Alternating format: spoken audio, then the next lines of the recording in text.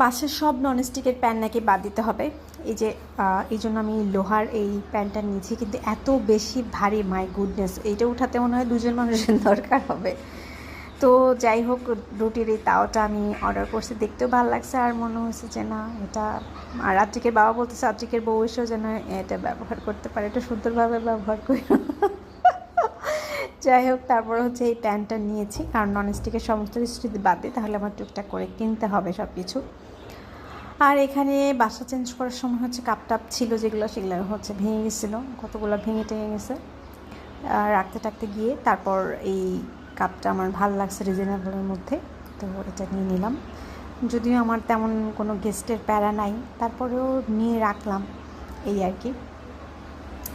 প্রয়োজন হলে ব্যবহার করব, নিজেও মাঝে মধ্যে খাবো, এই তো। আর কেনাকাটা করতে তো মোটামুটি সবারই ভালো লাগে, তবে কিছু কেনাকাটা হয় আসলে প্রয়োজনের, যেটা অনেকে বুঝতে চায় না যে কোনটা প্রয়োজন আর কোনটা কি। কিছু মানুষ আছে যারা হচ্ছে আপনার প্রয়োজনীয় জিনিস কেনা দেখলেও তাদের ভালো লাগবে না, যে আরে এত কেনে। পরে এই গ্লাসগুলোও নিয়েছি, কয়েকটা গ্লাসও ভেঙে গেছিলো, তো এই ছিল আজকের